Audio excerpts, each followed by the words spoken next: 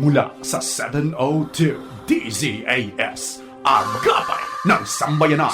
Narito na ang programang mag-uugnay sa iyo tungo sa wastong kamalayan sa batas. Praktikal na talakayan ng mga alituntunin at balitaktakang may kaugnayan sa mga patakaran ng bayan. Kinilala sa Golden Dove Awards bilang Best Documentary Program. Ito ang Tabas ng Batas!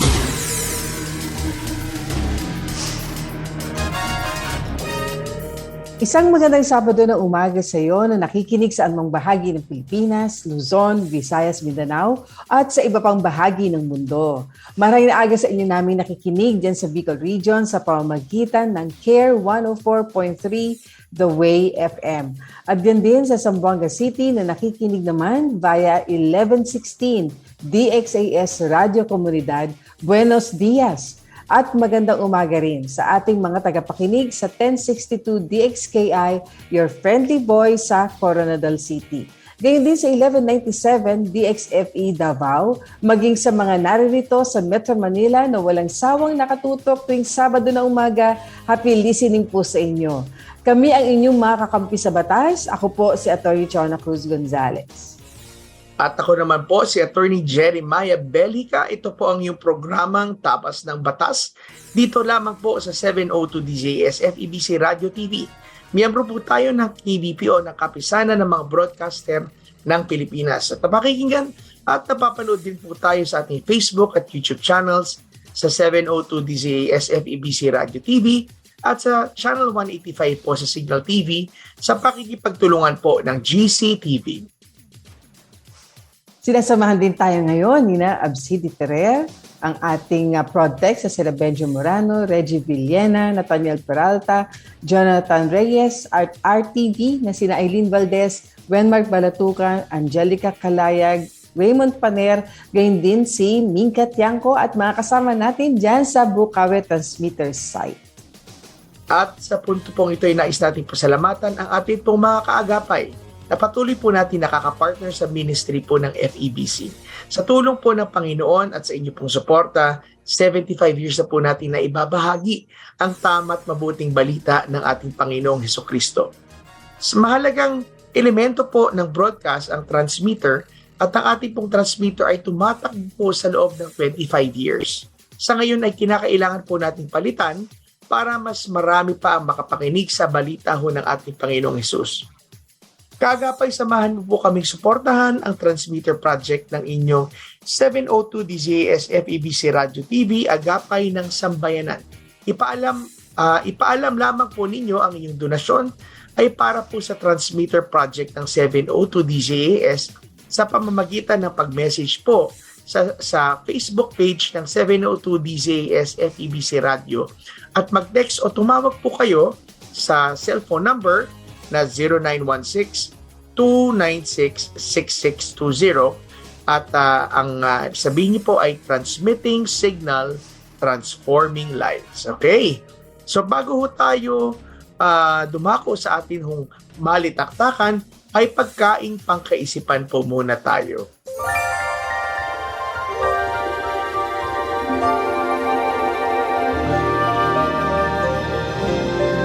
Ito po ay mula sa Kawikaan, chapter 14, verse 29. Ang mapagpasyensya ay mas higit na karunungan, ngunit ang madaling magalit ay nagpapakita ng kahangalan.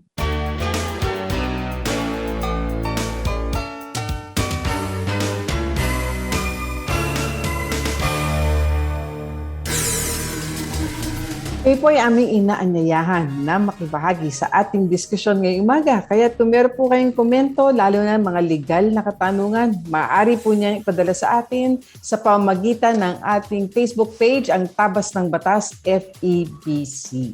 Sa pagbabalik po ng Tabas ng Batas, tutungo tayo sa ating unang segment, ang punto per punto. Kaya po kayo maglilipat ng istasyon, kami po ay magbabalik agad sa ilang sandali lamang. Tabas ng Batas! Mga kaagapay, may bagong GCash QR code ang FEBC Philippines para mas mapadali at mapabilis ang pagpapadala ng donations gamit ang GCash.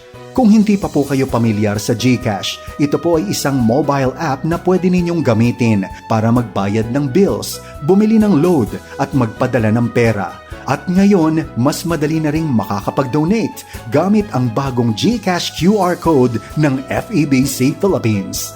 Ang bagong QR code ay matatagpuan sa ating website, febc.ph, pati na rin sa official social media pages ng FEBC Philippines. Kung nais ninyong mag-donate gamit ang GCash, siguraduhin isave at iscan ang ating bagong QR code. Ito ay isang magandang paraan upang makibahagi sa ating misyon para mas marami pang maabot ng mensahe ng pag-ibig ni Hesukristo. Maraming salamat po at pagpalain kayo ng Panginoon.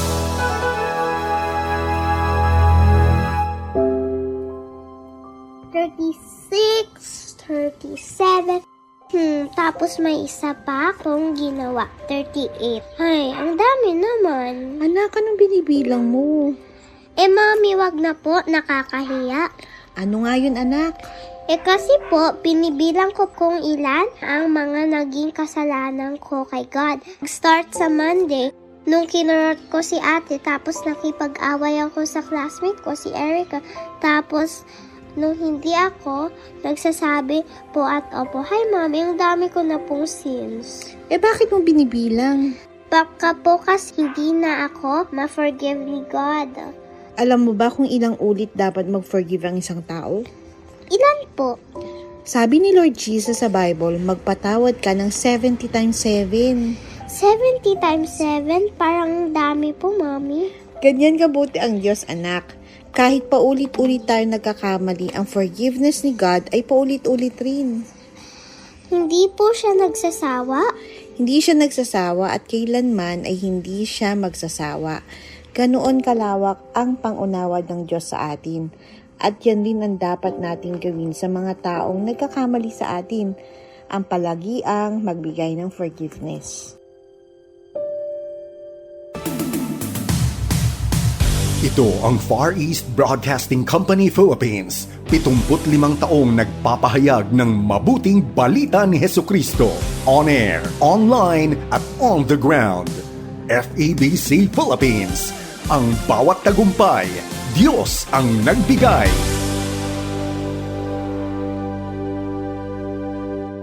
Paksang legal na siniksik sa mga kaalamang praktikal sa isang makabuluhang talakayan sa Punto por Punto.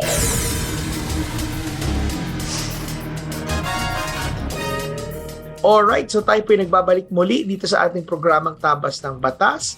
Ako pa rin po ang inyong kasama, si Attorney Jeremiah Belhica. At ako naman po si Atty. Chona Cruz Gonzalez. At dito sa ating unang segment, ang punto per punto segment, ano ba ang isang mahalaga na namang batas na pag-uusapan natin? Nako, attorney, napakahalaga na to pero hindi ko alam kung ilang tao ang, lalo na ang driver sa lansangan ang nakakaintindi na to. Dahil ang pag-uusapan natin ay ang speed limits ayon sa Republic Act 4136 o yung Republic Act na ang patungkol sa mga registration at sa traffic rules. Yun, an act to compile the laws relative to land transportation and traffic rules, no? O yung in short, yung land transportation and traffic code na hindi alam ng marami sa atin. At meron pala nun. May speed limit pala. May speed limit pala sa Pilipinas, ano? Oo. So sige, so ito ay makikita sa Section 35. Section 35 ng batas ng Republic Act 4136, no? Yung speed limits, no? Pero una, kailangan maintindihan natin na ang sabi doon na careful and prudent speed ang kinakailangan, ang general rule, no? Ibig sabihin, no, that sino mang tao na nagmamaneho ng motor vehicle sa isang highway ay kinakailangan magmaneho daw ng merong careful and prudent speed. Ibig sabihin, yung iyong maingat at yung prudent. Ibig sabihin yung ano ba ibig sabihin ng prudent sa Tagalog? Oo nga eh. No?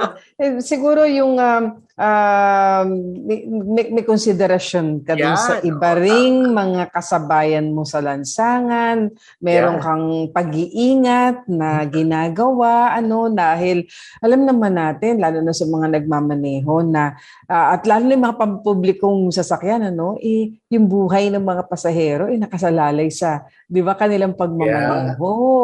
Kaya Tama. napakahalaga po niyan. Kaya mahalaga yung ikaw ay maingat, ikaw ay merong pagpapakundangan, no? Pakundangan sa Pagpapahalaga, no? pagpapahalaga sa iba kapag ikay nagmamaneho at Tama. nakikita ito sa bilis. Pero ito ay kinakailangan not greater or less than is reasonable and proper, having due regard for the traffic, the width of the highway, and for any other condition that is existing there. Ibig sabihin, depende rin pala sa lawak at sa haba at sa dami ng sasakyan doon sa kalsada. Hindi nga naman Siyensya pwede din, may science din pala yan, Oo, hindi pwede na, hindi naman siguro na ikaw ay nasa skyway o sa isang superhighway, ang takbo mo 10 kilometers per hour. Oo naman.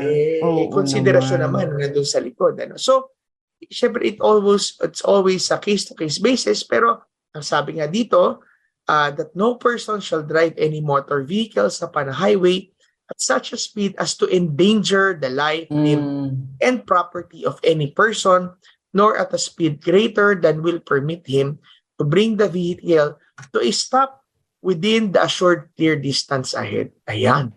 Sabihin, hindi pwedeng masyadong mabilis, pero napakalapit naman dun sa iyong kasunod o sinusundan. Tandaan natin yan. Kaya nga sabi, distansya amigo. Sabi ng ibang mga truck.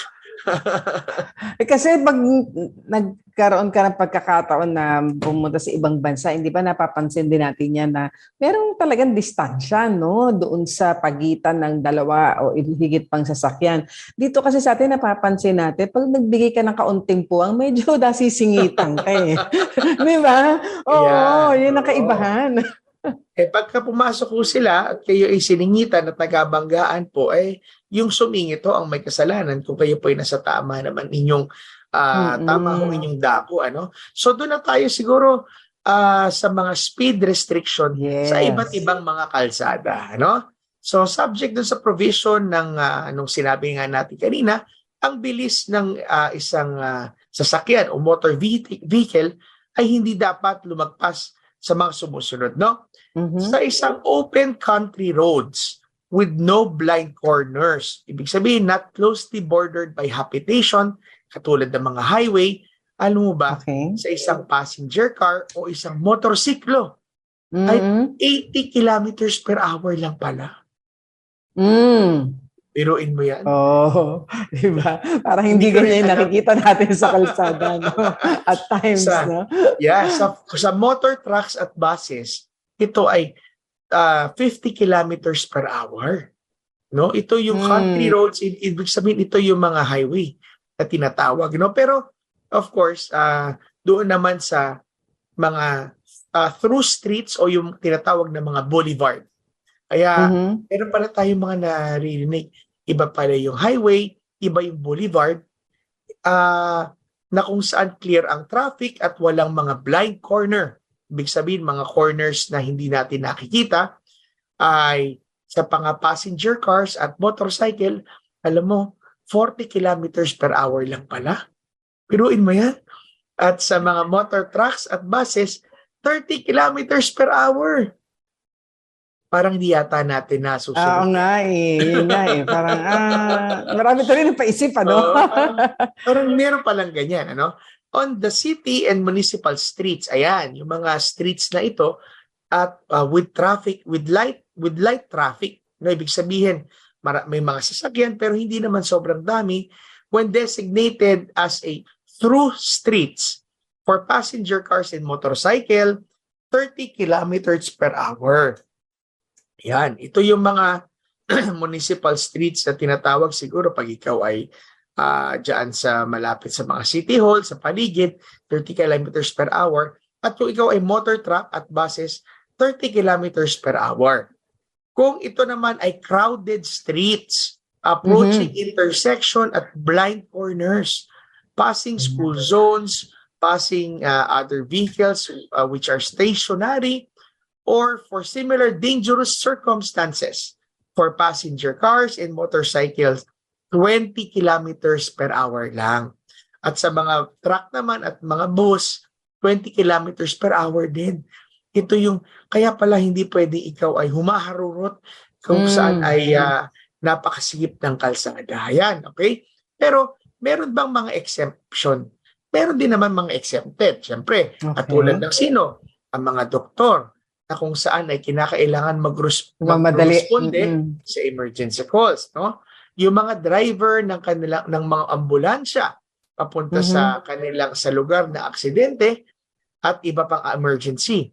Ang mga driver na nagdadala ng mga taong may sakit o ng merong mga sugat o wound, no?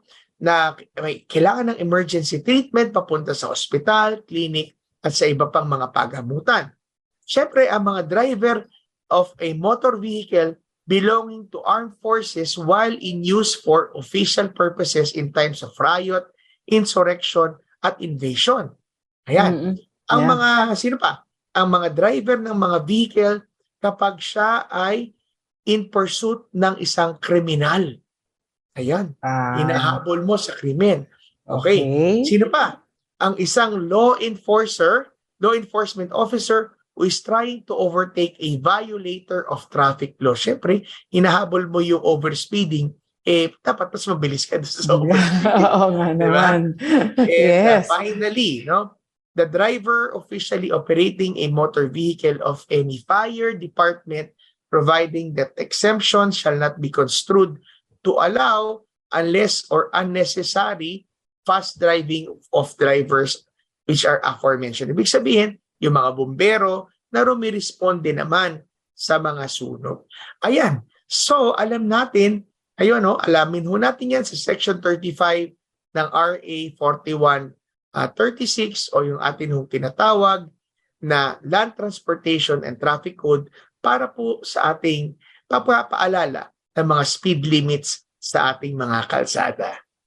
Alam mo, ba't ako nangingiti? Kasi dahil doon sa mga binanggit mong exception, may mga nagko-comment. Ayan, sabi, hindi ko pala kasama yung mga government officials. Oo nga, no? Na nagmamadali sa lansangan at may mga back-up daw na sasakyan. Kaya tuloy ako nangingiti. Wala pala doon sa exception. Wala pala exception yan. No? So, mapansin natin mga emergency talaga na sitwasyon, na katulad ng mga law enforcers natin, bombero, mga doktor natin. Oo. So, hindi pala tama naman. Abogado, hindi pala kasama. Hindi na nagmamadaling makarating sa hearing. Sa hearing, umalis daw tayo ng maaga. Ayan, para hindi daw magmamadali. Ayan.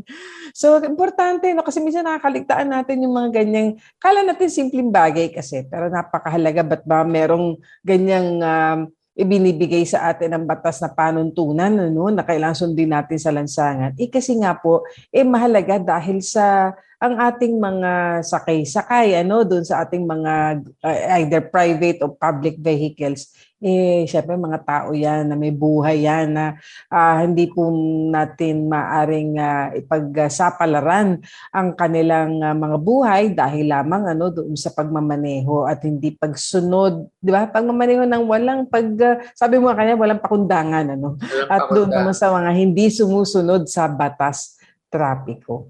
Tama. Kaya pero nalimutan ko sabihin dun sa mga skyway natin, attorney, na mga super highways natin, meron rin hong guidance dyan, 80 at 100. Nandun naman mo yan sa kanilang mga gilid. Pero hindi ho tayo dapat lumalagpas sa mga okay. Kaya mamaya sa pagbabalik natin, abangan naman natin ang akala at panukala para tayo po ay tutulungan po ng ating pinakamamahal na magaling na Attorney Chona para ho sa isang napapanahon at napakagandang panukalang batas. Kaya wag ho kayong alis, babalik ho kami dito lamang sa Tabas ng Batas. Tabas ng Batas! Puno na ba ang inyong mga piso para sa Radyo Coin Banks? Maaari na po itong ibalik at kumuha na ng panibago sa mga sumusunod na bookstores, drop-off centers, branches. Praise Christian Bookstore, CLC Karuhatan at Malolos branches, PCBS branches, Mandaluyong, Masagana, Monumento, EDSA Cubao, Eton Centris, SM Fairview, SM Marilao, SM Dasmariñas, Los Baños, Santa Rosa, Imus at sa Back to the Bible Bookstore tuwing Miyerkules hanggang Biyernes lamang. Para sa paraan kung papaano ipapadala ang inyong naipon na coin bank through bank deposit o GCash at iba pang katanungan, mag-text o tumawag sa 0947-333-5605. Maraming salamat sa inyong pakikibahagi sa gawain ng Panginoon sa radyo. Ito ang 702 DZAS. 702 DZAS. Agapan ng sambayanan na napapakinggan sa buong mundo sa febc.ph sa pamamagitan ng Microsoft Media Server Technologies at ng Desktop Computers. Pagbibigay linaw sa mga palapalagay, ugnay sa mga panukalang batas. Akala at panukala.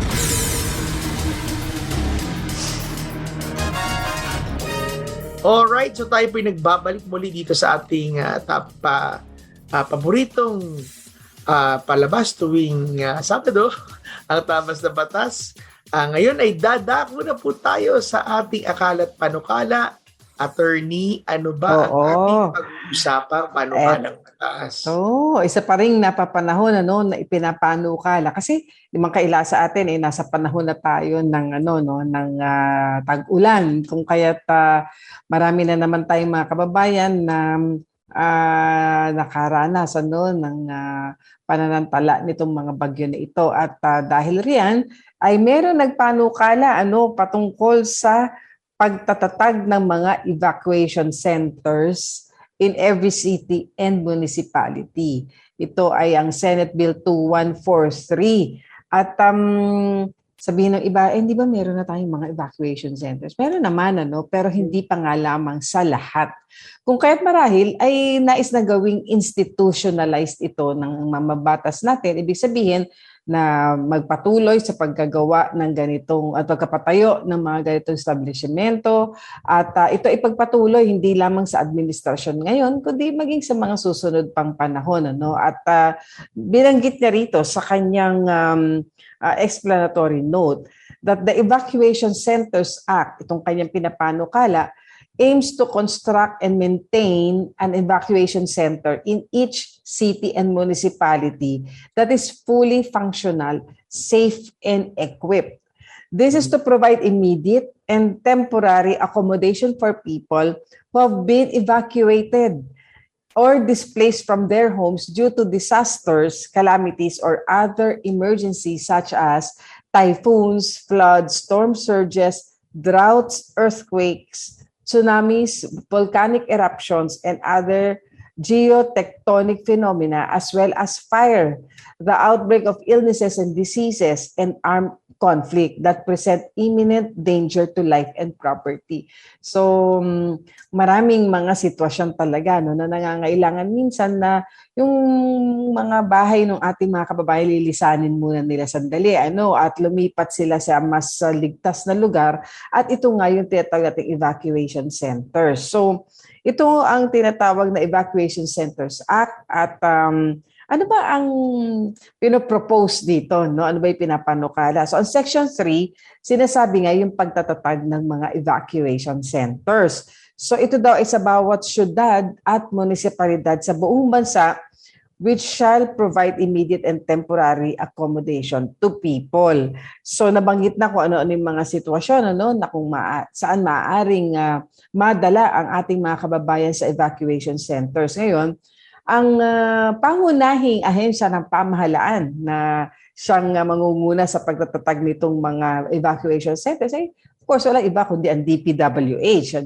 At kahit malinaw dito na binibigyan sila ng mandato na magtayo ng mga evacuation centers, including the formulation of building specifications and shall ensure that the same are compliant with the provisions of RA 6541 or the National Building Code of the Philippines. So, mahalaga yan, kasi kung ang ating evacuation centers ay hindi rin matatag, hindi ligtas, hindi matibay, maaari ring mapahamak yung mga kababayan natin na gagamit nito bilang pansamantalang silungan nila.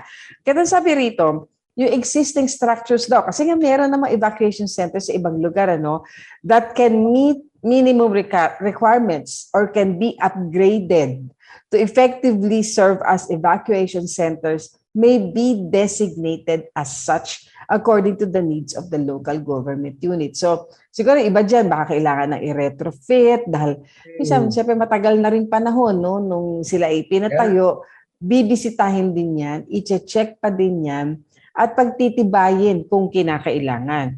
So ano ang prioridad sa pagtatatag ng evacuation centers? Kasi hindi naman biglang kaagad-agad lahat ng cities and municipalities sa buong bansa. So ano muna ang prioridad? Sa Section 4 nakalagay rito, the NDRRMC shall in coordination with local executives of provinces, cities, and municipalities, and of course with consultation yan, with DOST FIVOX, DOST Pag-asa, and DNR-MGB will identify yung mga areas to be given the highest priority in the establishment of new evacuation centers.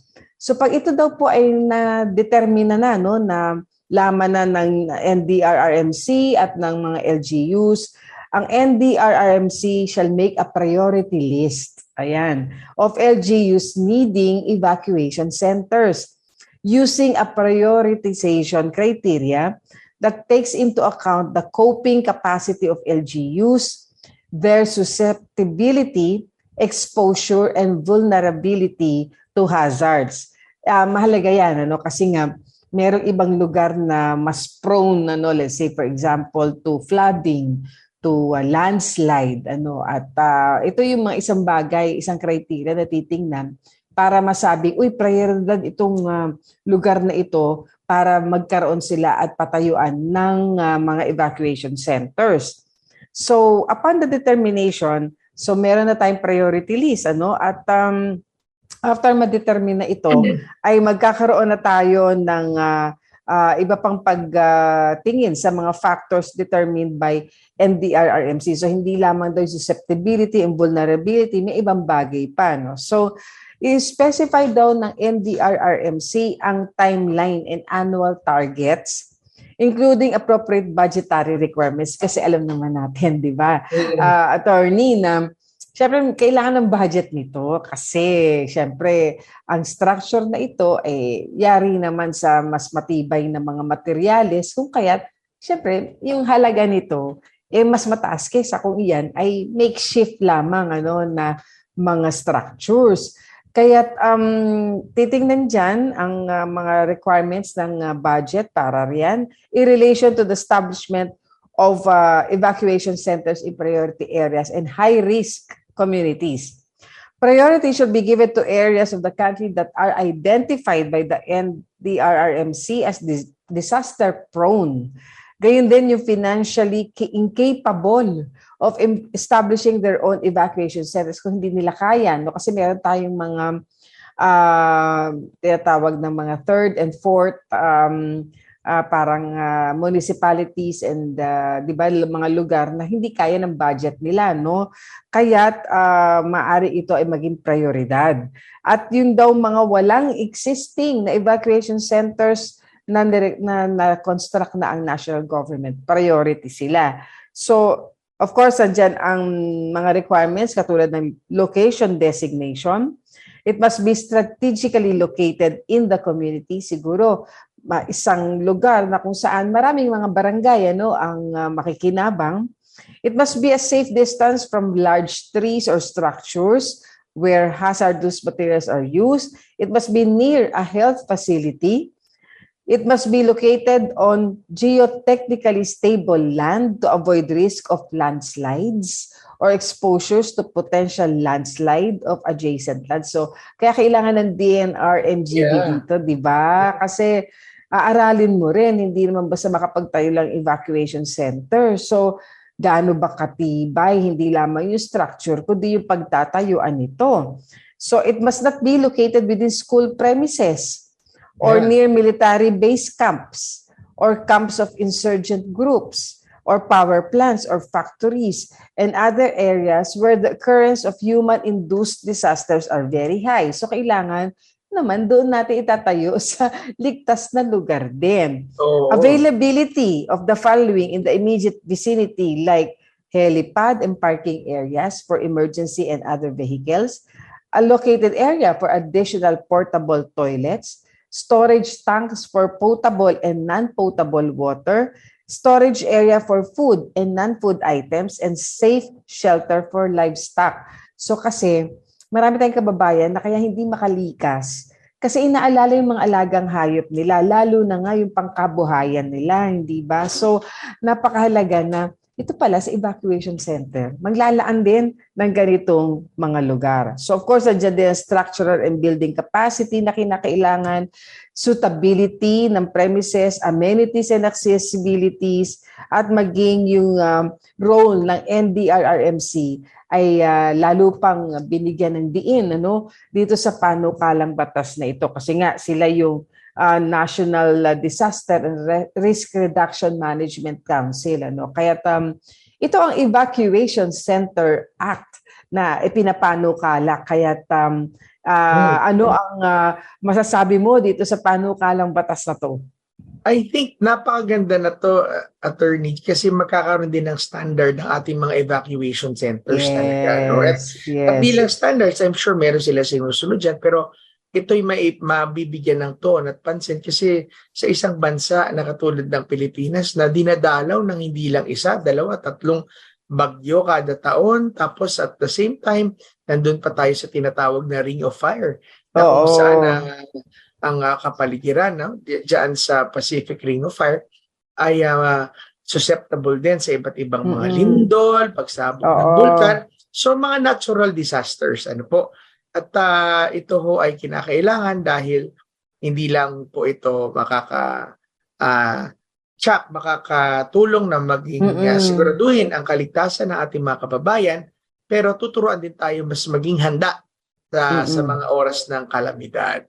Ayan. So yan po, ang Senate Bill 2143 o Evacuation Center Act. Sa ating pagbabalik ay tutungo na tayo kaagad sa ating Payo de Asunto segment, ang ating blockbuster segment. Kaya pag po kayo maglilipat ng isasyon, kayo magbabalik agad dito pa rin sa inyong paboritong programang Tabas ng Batas. Tabas ng Batas! Handog sa inyo ng FEBC Philippines ang Portable Missionary Radio. Ang PM Radio ay naka-pre-tune sa 702 DZAS. Mapapakinggan mo ito saan man naaabot ng ating signal mula sa syudad hanggang sa kabundukan. Pero paano ba makakakuha ng Portable Missionary Radio? Step 1. Mag-donate ng at least 500 pesos sa alinmang official bank account ng FEBC Philippines sa BDO, BPI o Metro Bank. Step 2. Isend ang screenshot ng iyong deposit slip sa Facebook Messenger ng FEBC CCRD. Step 3. Hintayin ang screenshot ng iyong official receipt. Ipapakita ninyo ito sa partner bookstore para makuha ang iyong PM Radio. Mayroon po tayong 16 partner bookstores sa Metro Manila, Bulacan, Cavite, Laguna at Rizal kung saan ninyo pwedeng i-claim ang inyong PM Radio. Para sa kumpletong detalye, bisitahin ang ating Facebook page, FEBC Radio. At kung may katanungan, mag-text o tumawag sa numerong 0947-333-5605. Apo, gusto mong sumama? Mag-walking-walking? Opo, Lola. Sama ako. Gusto ko talaga kasama ka mag-walking kasi mas masaya. Bakit po ba kayo nagwo-walking? Maraming benepisyo sa pisikal at mental na kalusugan ang walking. Nakakatulong din sa emosyon at pagtulog ng mahimbing. Siyempre, para sa mga buto, kasukasuan at muscles para hindi manghina. Kaya pala malakas at maganda ka pa rin, Lola. Siyempre naman, lalo na at kasama kitang mag-walking.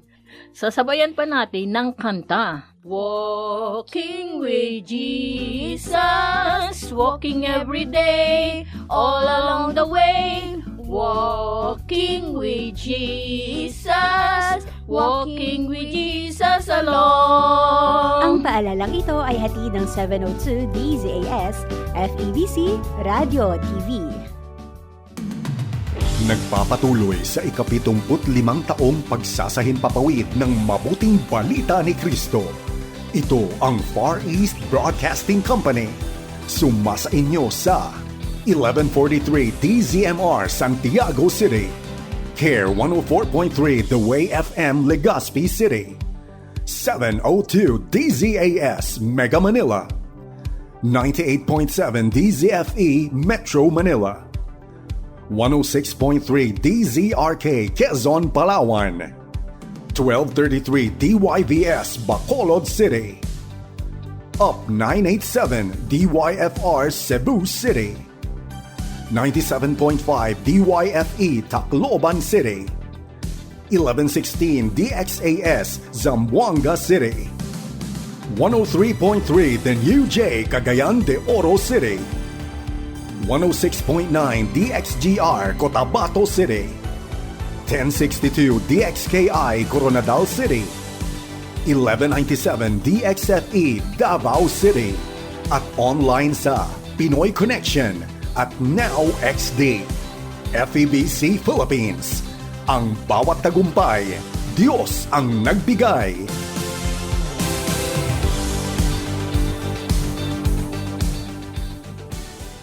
Mga kasong bibigyang pansin at mga katanungang sasagutin, yan ang tututukan at gagabayan ng Payo de Asunto.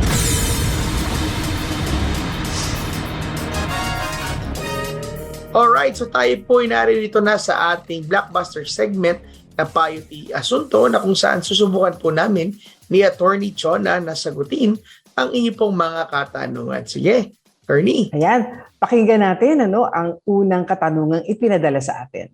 Good morning po sa inyo. Tanong ko lang po kung yung kasambahay na may nilabhang ternong damit at alam po nung kasambahay ay magkasama ito nung kanyang niligpit at nung gagamitin na yung may-ari ay nawawala na yung katerno. Tanong ko lang po kung pwede po bang pagbayarin ng employer yung employee na kung magkano ang halaga nung nawalang damit. Salamat po.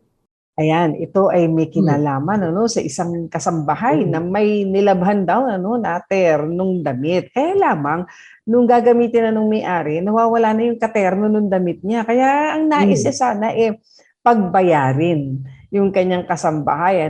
At ito ba daw ay pwedeng gawin at kung magkano ang halaga, sa kung magkano yung halaga pala nung damit na nawawala.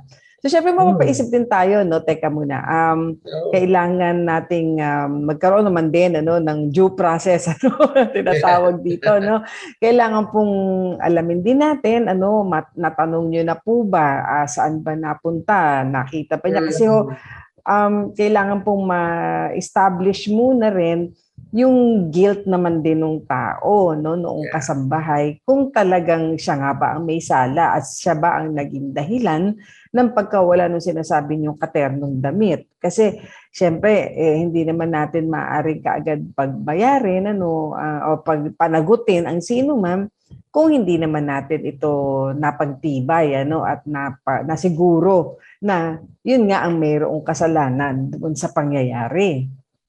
Yeah, kaya nga kung pagbabayarin po kayo dahil sa nawala, ang tanong ho ba kayo ho ba talaga ang nakawala at kayo pong may kasalanan? Ibig sabihin, winala niyo po talaga o kaya naman ito ay dahil pinabayaan. Ano po? At kung ito po ay may napatunayan o inaamin niyo naman, baka ho maaari pa yun na panagutin kung sino may kasalanan. Pero kung dahil nawala lang, automatic ho yung kasambahay ang may problema, hindi ho dapat ito ay agad-agaran. Ano po? Siguro dapat ho tama si Attorney Chona, mag-imbestiga muna at establish muna ano ba nangyari at sino ba may kasalanan. Mhm. So meron tayong isa pang katanungan, ano? Pakinggan natin yung ating listener. Good morning, Tabas ng Batas.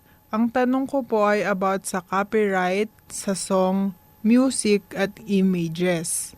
Alam ko po na may mga copyright ng iba, pero pag may feature po ako ng isang lugar for my vlog, then search ko po sa Wikipedia or isang article, kailangan ko po bang magbayad ng copyright or lagyan ko lang ng credit or sources? Ayan. So ito ay may kinalaman ano sa naging talakayan natin nung mga nakaraang episode natin kung saan kasama natin si Attorney Ted Pascua ano at copyright daw sa song, music at images ano kasi siya ay isang vlogger no sa ating pagkaunawa at meron siya marahil na inilalagay at ipini-feature na mga lugar ano at kaya kailangan ba niya magbayad ng copyright o pwede nang ilagay na lamang niya sa credits ano yung sources nung pinagkunan niya ng siguro imahe no images ano na kanyang i-feature maging music ano at songs doon sa kanyang vlog. Okay, siguro linawin muna natin ang mga copyright kasi ito ay right to copy, no? Karapatan na gamitin ulit para ikaw ay pwede mo itong pagkakitaan. Pero ito ay normally ito ay nag-apply sa mga works of arts, sa mga kanta, sa mga tula, at sa iba't ibang mga pelikula. Diyan ho nag-apply ang copyright.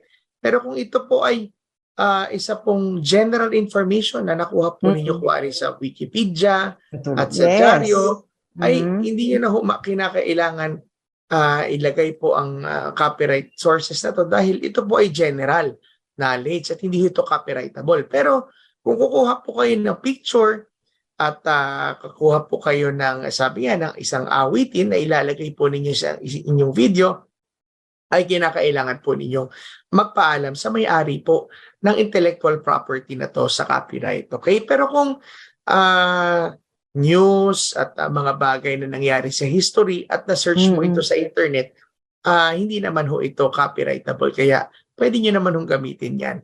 Ngayon, kung gusto bigyan ng mag-quote ng inyong sources para sa general information po ninyo para mas maging credible, ay maaari naman po ninyong gamitin yan para mas maging credible po ang inyo pong mga videos. Yes, yan.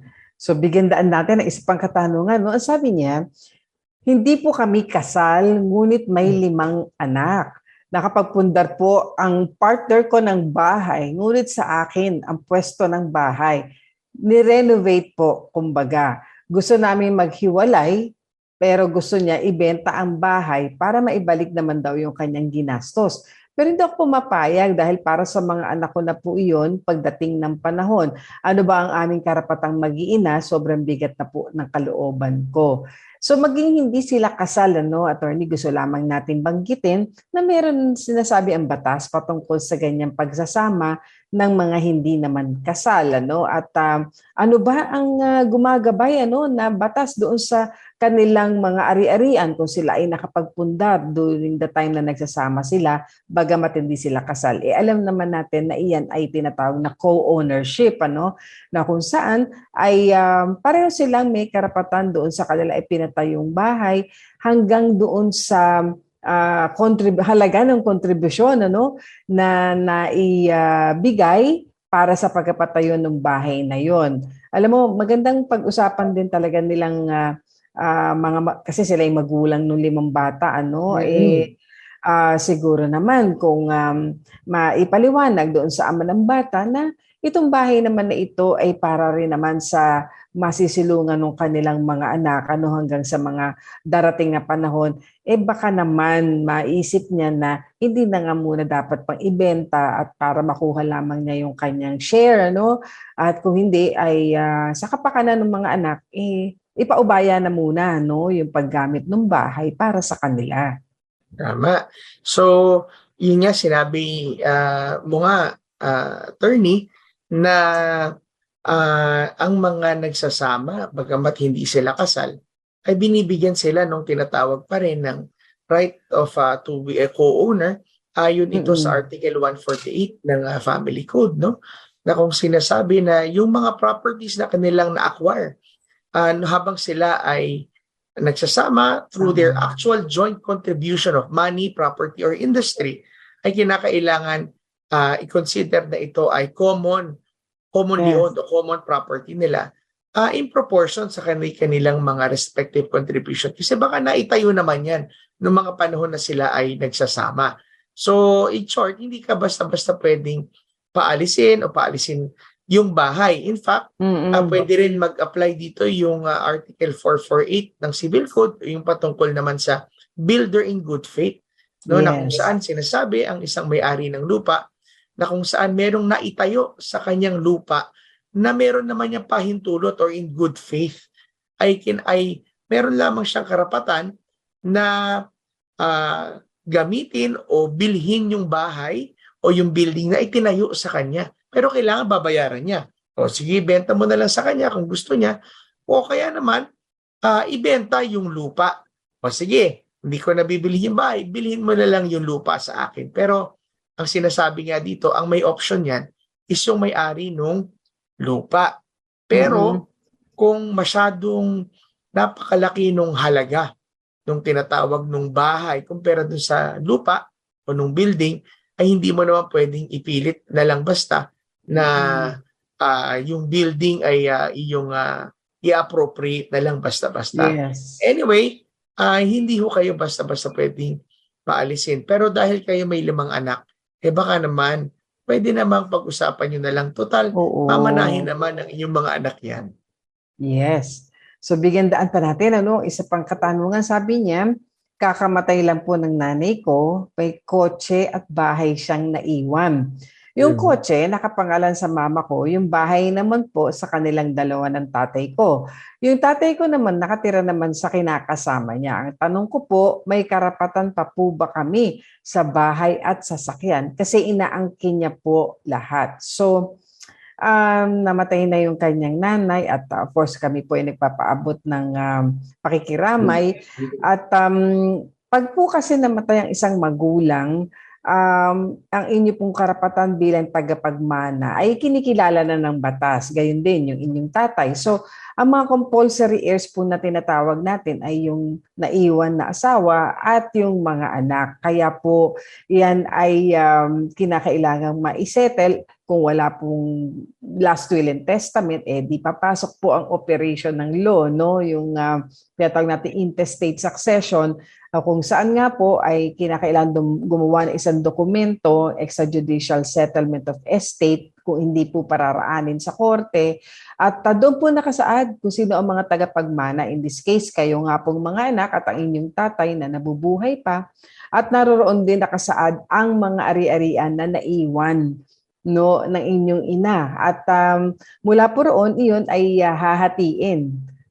Ayon doon sa sinasabi ng batas. Kaya kung karapatan at karapatan lamang po, kayo pong tatlo, kung tatlo ba kayo riyan, kung ilan ba kayong magkakapatid, kayong lahat ng mga anak at ang inyong tatay ay meron pong karapatan doon sa property na iyon, sa estate na iyon, dahil po kayo ang mga tagapagmana. Tama. So, kahit ito'y nakapangalan lang sa iyong nanay, o nakapangalan sa nanay at tatay ninyo yan, kung ito ay kanilang nabili, lalo na nung sila'y mag-asawa na, ay ito po'y pagmamayari nilang dalawa. In short, yung naiwan po na share ng nanay ninyo, doon ho sa bahay at sa sasakyan, ay meron na rin ho kayong share doon at kayo po'y may-ari na rin ng lupa at ng sasakyan na yan. At kinakailangan, sabi nga ni attorney, ay magkaroon kayo ng extrajudicial settlement of estate na kung saan pinag-uusapan ninyo kung paano ninyo paghahatian ang naiwan na ari-arian ng inyong nanay. Ayan. So, mahalaga pong yan ay isa katuparan dahil syempre meron din period para iyan ay isaayos at merong mga babayaran ding mga buwis riyan, yung estate tax sa tinatawag natin, para po maisaayos ang paghahati-hati ng property na iyan sa inyong mga tagapagmana. Ayan, so bigyan daan pa natin, meron pa tayong isang katanungan. Sabi naman niya, good morning po attorneys. Anong batas po ba ang meron tungkol sa firewall ng bahay? Nakatira po ako sa isang village. Yung kapitbahay ko, nagpaayos ng bubong. Kaya lang, yung bubong niya pumatong po sa firewall or sa block wall ko.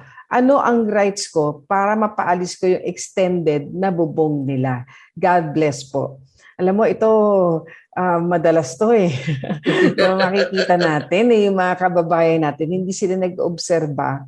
Yung, di ba merong ilang metro yan na dapat na ikaw ay, di ba, may pagitan mula doon sa iyong struktura at doon sa firewall ng kapitbahay. Sinasagad ng marami at yun nga, nakapatong yung kanilang maaring bubong, katulad ng pangyayari ito, doon sa kanilang firewall. So, paano ba mapapaalis yung mga extended daw na bubong na yan? Well, yan yung mga firewall, attorney, ito yung normally tinatawag na mga party wall. Kasi ito yung mga,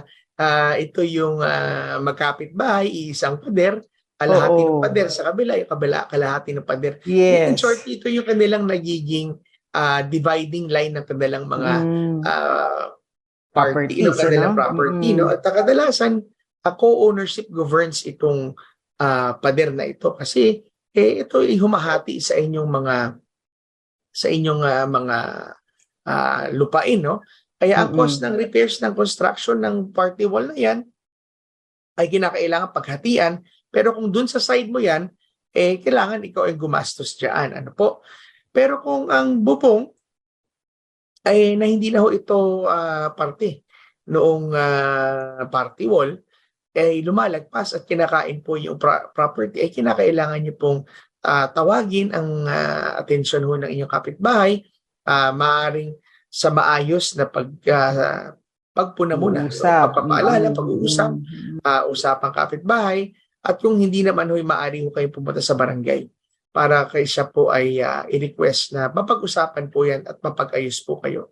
At kung hindi po ay sabi nga ho, pag lumalagpas po sa inyo pong territory, sa inyong boundary, ay sa batas naman ay meron ho kayong karapatan na para ito po ay paalisin o ipatanggal at the cost po ng inyong pong kapitbahay. At yun nga lamang hindi yun ang isang minsang naging problema sa atin dahil sa merong mga ilan na lumalabis doon sa kanilang hangganan ng karapatan at kinakailangan ngayon itong kabilang partido na dumulog pa either sa barangay o sa korte para ma-reinforce yung kanilang mga karapatan din naman. Kasi po hindi po maaari na we take the law into our own hands, no? Sabihin natin, simpleng bagay ito, pero yun na nga may batas, mayroong proseso, kaya nawa po ay madaan sa pag-uusap, sa kompromiso, no, pagdating sa barangay kung hindi makuha sa usapang ng magkapitbahay, at hanggat maaari, wag nang madala sa korte para ito ay maayos dahil sa syempre kapitbahay mo, no, 'di ba? Parang ayaw mo namang magkaroon kayo ng hindi pagkakaunawaan. Kaya lamang nga meron din naman kasi talaga na lumalabis nga. Kaya merong batas, merong proseso at yun po ay maaring gamitin at gawin para naman po maisaayos yung sitwasyon. So yun na lang po ang ating oras na maigugugol sa ating Payo de Asunto segment. Kaya po sa mga listeners natin na hindi napakinggan ng buo ang kasagutan sa mga tanong na ating tinalakay, pwede pa niyo itong balikan. At yan sa pamamagitan ng ating Facebook page, ang 702 DZAS-FEBC Radio o dito sa ating Tabas ng Batas FEBC. At kung hindi pa po namin nasagot ang inyong katanungan, abangan niyo po ito sa mga susunod na Sabado. Sa mga may legal concern po, mag-message lamang po kayo sa aming Facebook page. Pwede din ho kayo mag-send ng inyong audio o video message o messages ng inyong pong katanungan. Ngayon po tayo dadako na sa ating prayer time. Panginoong Hesus, kami po ay nagpapasalamat sa araw na ito na ibinigay mo sa amin. Aming Ama, kami po'y humihiling sa inyo na kayo po ang siyang umabot at gumawa po ng daan sa buhay ng bawat isa na amin po mga kaagapay, na aming mga taga-subaybay. na ikaw po ang siyang kumilos sa kanila pong mga sitwasyon. For those who are bearing difficulties, Lord, any weight, Lord, we pray, Father, that you will strengthen them, Lord, and ikaw ang kanilang maging tagapagtanggol, ikaw ang Panginoon ang kanilang maging mabuting huwes, Panginoon. Lord, you have also said in your word that those who wait upon you shall renew their strength. Kaya sa oras na ito, kami nagpapasalamat dahil kami po, Panginoon, ay muling nakapagsalo-salo, Panginoon, sa iyo pong karunungan, sa iyo pong presensya. At sa lahat, Panginoon, ng amin pong tagapakinig, na iyo pong patuloy na ipinagpapala. Panginoon, gayon din ang amin pong minamahal na FEBC 702 DZAS. To you we give all the praise and all the glory. Ito pong aming dalangin sa pangalan ni Jesus. Amen at amen.